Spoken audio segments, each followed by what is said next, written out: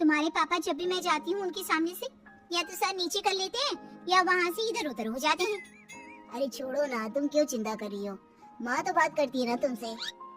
हाँ वो तो करती है, लेकिन जैसे बड़ी भाभी से करती है ना वैसे नहीं।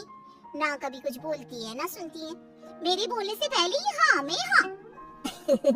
तो ठीक ही है ना। तुम्हें याद नहीं शुरू शुरू में तुम्हें कितनी प्रॉब्लम होती थी सूट साड़ी पहनने को जब माँ कहती थी तो? हाँ लेकिन अब तो मैं शॉर्ट स्कर्ट भी पहन लूं तो मजा ले तुम्हारी माँ कुछ कहे। वहीं छोटी भाभी का हाल देखो कैसा बना रखा है। तो कहानी की भूमिका ये है कि जो सुनता है उसे जमाना सुनाता है, जो दबता है उसे जमाना दबाता है। लेकिन समझना तो ये भी है ना कि जमाना है कौन? बड़ी बहू सीमा। माँ जी खाना बन गया है, आइए पापा जी को भी बोल दीजिए। हाँ हाँ बहू, वो तो 2 बार खाने को पूछ चुके हैं। तू ना हमेशा देर कर देती है खाने के लिए। हाँ माँ जी, पर क्या करूँ, दोनों बच्चों का स्कूल से घर आने का यही वक्त होता है ना। अच्छा, मैंने अपने पोते के लिए मैंगो शेक बनाया था, दे दिया उसे? हाँ हाँ माँ जी, दोनों को दे दिया। तभी बड़ी बहू की बेटी आ जाती है। मम्मी मम्मी, भाई ने सारा मैंगो शेक पी लिया, बोल रहा था दादी ने सिर्फ उसके लिए बनाया है। माँ जी, आपने उससे ऐसा क्यों कहा? उसमें 2 ग्लास थे। अरे मेरे पोते को पसंद है तो पी गया होगा। अब मैं क्या बच्चों के खाने पीने का भी हिसाब रखूं? तभी छोटी बहू का बेटा आ जाता है। दादी दादी, मुझे भी आपके साथ खाना खिला लो ना। हाँ हाँ बेटा, काजू की बर्फी है, खा ले बेटा। तभी छोटी बहू हाथ में सैंडविच लेकर आ जाती है। माँ जी क्या है ये? क्या ऊटपटांग खिला रही है? स्कूल से आया है। दादी के हाथ की बर्फी हाथ में ही रह जाती है। बड़ी बहू, मम्मी जी सिम्मी खड़ी है सामने, माना पोती है लेकिन काजू हजम कर जाएगी, दे दीजिए ना उसे। दे दे, बड़ी बहू जो कह रही है, वो भी तो घर की बच्ची है ना। हाँ तो मैं क्या मना कर रही हूँ? आजा रिंडी बिटिया, दादी के हाथ से बर्फी खा ले। दोनों बूढ़ा बूढ़ी खाना खाकर कमरे में चले जाते हैं। उसी रात को ये आवाज कैसी आ रही है बहू? और ये क्या पहना है तूने? बहू जो सास ससुर के साथ बैठकर टीवी देख रही थी। बहू, हमारे घर का रिवाज है साड़ी का, तो सूट क्यों पहनती है? कितनी बार कहा है कि सूट ना पहना कर, सूट ना पहना कर। माँ जी वो क्या है ना, साड़ी गीली थी और सामने सूट दिखा तो डाल दिया। हाँ ठीक है, और मेरे पोते को ना ज्यादा डांटा ना कर, छोटा बच्चा है, दिल बैठ जाएगा। ठीक है माँ जी, वैसे तो ज्यादा नहीं डांटती, पर आप बोल रही हैं तो बिल्कुल भी नहीं डांटूंगी। तभी छोटी बहू की जोर जोर से चिल्लाने की आवाज आती है। छोटी बहू का बेटा भागता हुआ दादी के पास आकर छिप जाता है। अरे अरे क्या हो गया गुल्लो? दादी दादी दादी, माँ डांट रही है, बोल रही। तभी छोटी बहू जींस टॉप में आकर खड़ी हो जाती है। क्या क्या कर लेंगी ये, हाँ, जो इनके पास आ जाता है? माँ जी इसे आगे भेजिए। छोटी बहू, बच्चे को इतना ना डांटा कर। अच्छा, अब आप सिखाएंगी कि मुझे अपने बच्चे के साथ कैसे रहना है? बढ़िया ही। वो सास से लड़कर चली जाती है। बड़ी बहू देख रही होती है कि सास का मूड ऑफ हो रहा है कि तभी वो बोल पड़ती है। माँ जी वो कल ना मैं बेसन की गट्टे बना रही हूँ, आपकी फेवरेट है ना, इनको फोन करके बेसन मंगवा लिया है मैंने। तो कल तो हम लोगों को भूखा रहना पड़ेगा क्या? अच्छा, इतना भी नहीं खाती हूँ मैं। और हाँ बहू, तीखा थोड़ा ज्यादा ही रखना। बड़ी बहू सास ससुर की बात सुनती, उनके फैसलों की इज्जत करती और बदले में सास ससुर उसे बिल्कुल बेटी बनाकर रखते। वहीं छोटी सास ससुर को ऐसे ट्रीट करती जैसे घर में उसे वो खटकते हैं और मजबूरी की वजह से वो उसे सह रही है। फिर एक रोज, अरे बहू सुन ना, ये साड़ी ना मेरी वाली तू रख ले, और ये मेरे गहने भी। माँ जी कैसी बात कर रही हैं? मैं ये गहने नहीं ले सकती, ये आपकी विरासत है। तभी तो तुझे दे रही है बहू, तूने घर को ऐसे संभाला है कि क्या कहना। तू है तो हम इस घर में रह पा रहे हैं, नहीं तो। हाँ बहू, भगवान तेरे जैसी बहू सबको दे। बहू सास के गहने रख लेती है। फिर एक रोज, माँ पापा सब तैयार हो जाओ, मेरे बॉस के बेटे की शादी है। और हाँ, सब अच्छे कपड़े पहनना, वो क्या ना बड़े लोग हैं। छोटे ओ छोटे। हाँ भैया क्या हो गया, क्यों चिल्ला रहे हैं? वैसे भी भैया अब इस घर में वो शांति नहीं रही।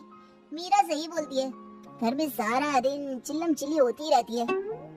माफ करना भाई, मैं तो बस ये कह रहा था कि। तभी छोटी बहू मीरा आ जाती है।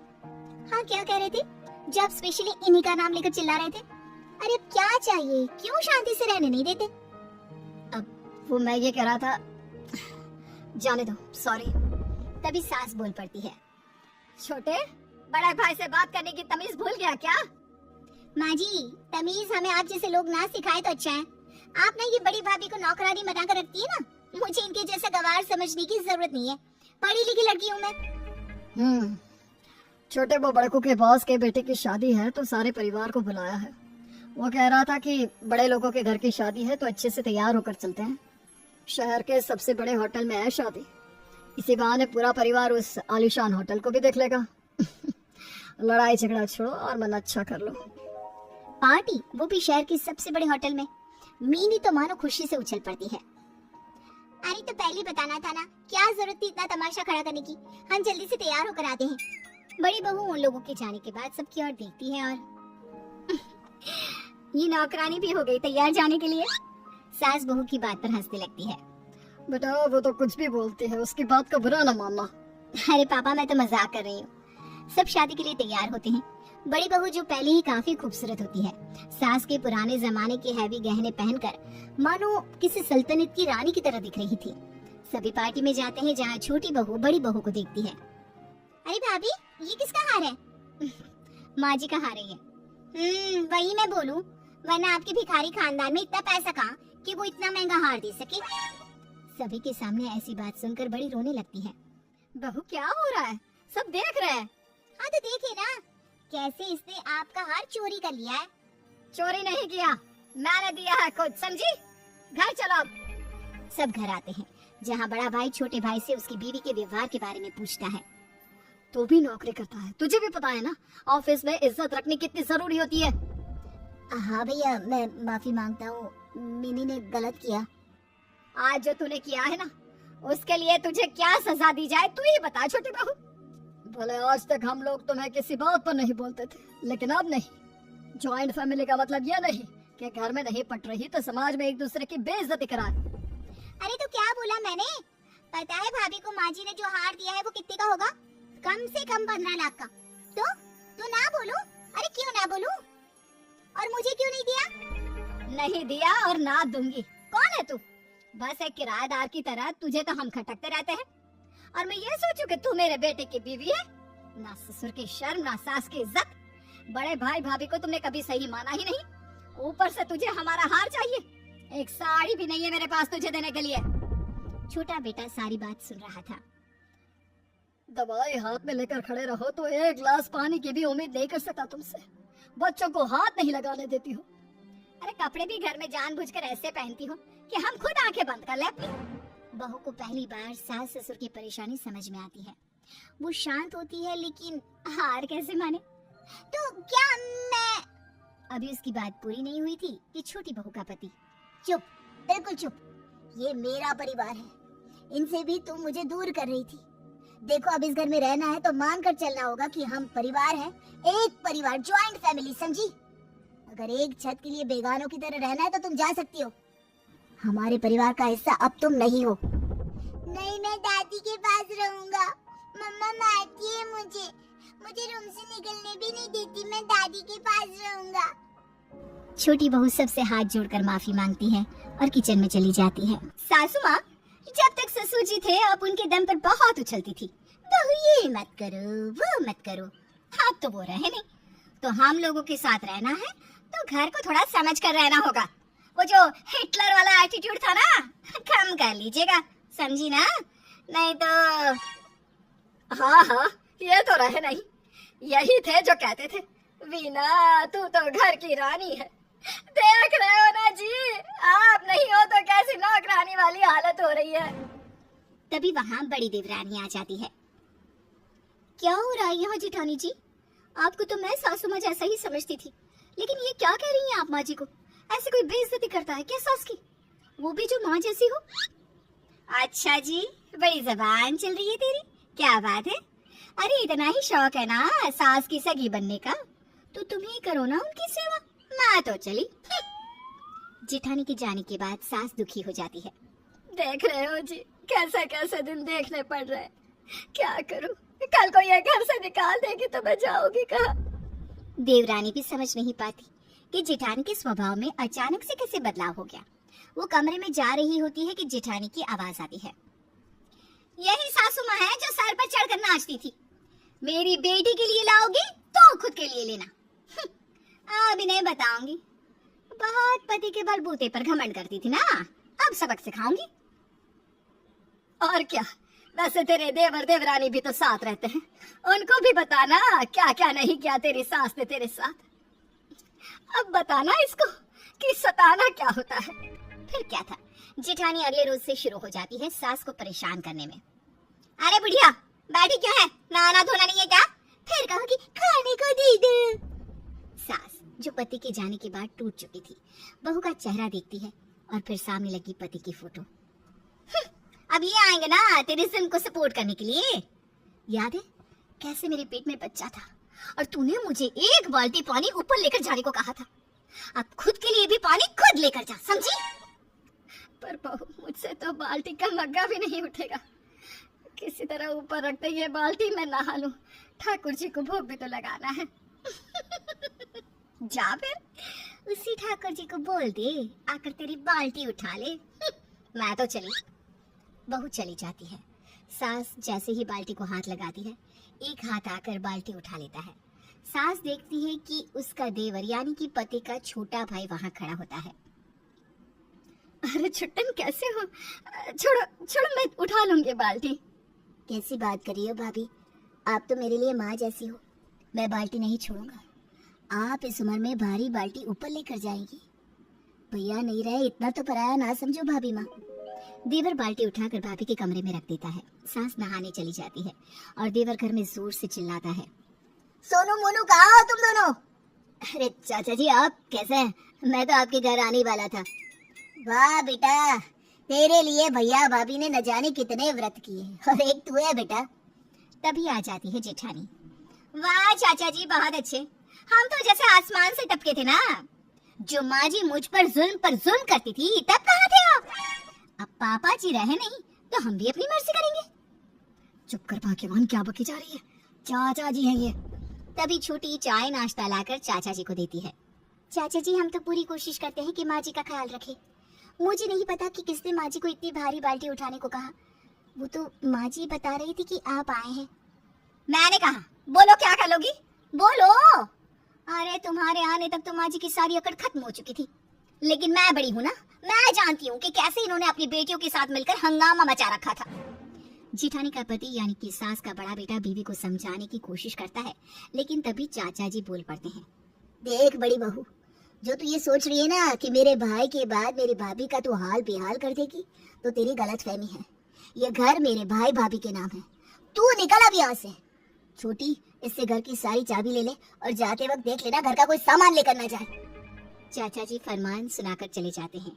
उनके जाने के बाद तो जेठानी किसी घायल शेरनी की तरह चिल्लाने लगती है। अच्छा मैं जाऊंगी? अरे ये मेरा घर है। नहीं भाभी, ये माँ का घर है और माना माँ ने आपके साथ गलत किया, लेकिन इसका ये मतलब नहीं कि आप माँ के साथ ऐसा करो। वैसे भी भाभी ये जॉइंट फैमिली है, हमारे सारे रिश्तेदार आसपास ही रहते हैं। पापा ने यहाँ घर इसलिए ही बनवाया था कि माँ को कोई परेशानी ना हो। क्या कर दिया भाग्यवान, समाज में मुंह दिखाने लायक नहीं छोड़ा। जॉइंट फैमिली में ऐसा नहीं होता कि कोई कुछ भी करे, समाज खड़ा होता है एक दूसरे के लिए। वाह सही है। तो वो समाज तब कहाँ था जब माँ जी मेरे ऊपर कहर बरसा रही थी?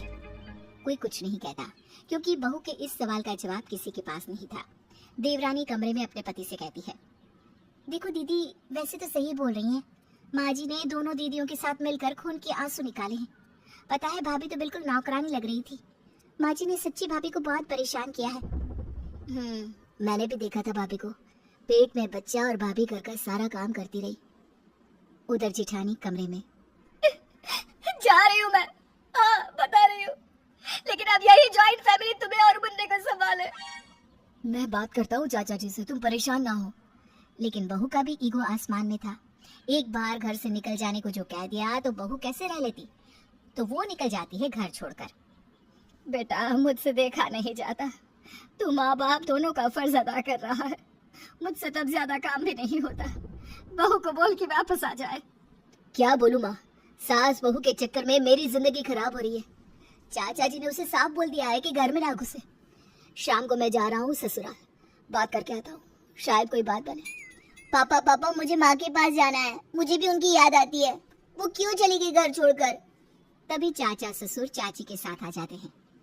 हाँ भाभी ठीक है ना, अब तो कोई परेशानी ना है। बता रहे थे कि लड़की तमाशा कर रही थी तो इन्होंने सही तो कर दिया। भाई ऐसी थोड़ी ना भाई साहब हमारे भरोसे छोड़ गए आपको, कोई परेशानी ना होने देंगे आपको। हाँ हाँ वो तो ठीक है, लेकिन कोई ना भाभी, लेकिन वेकिन कुछ नहीं। जो तमीज से थारे साथ ना रहेगा वो जाए भाड़ में।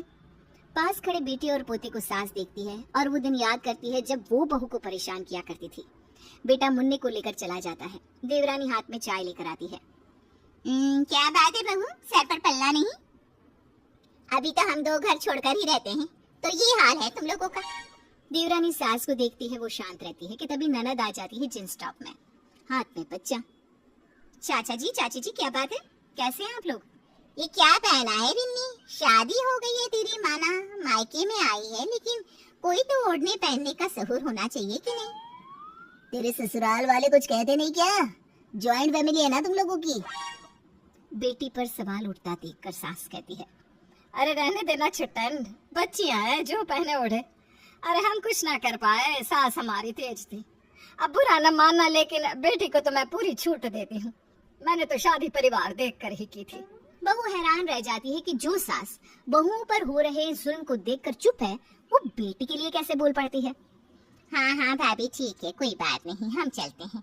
वो क्या है ना, बहू के माँ बाप आने वाले हैं तो खातिरदारी करनी होगी। हाँ हमारी बहू की माँ तो बहुत होशियार है। चले भाभी। दोनों चले जाते हैं। ननद जी आइए, कैसे आना हुआ? वैसे माँ जी भाभी को लेने चलना है ना? मैं नहीं जाऊंगी। अरे कैसे कैसे बोलती है वो मुझे, ना जी ना।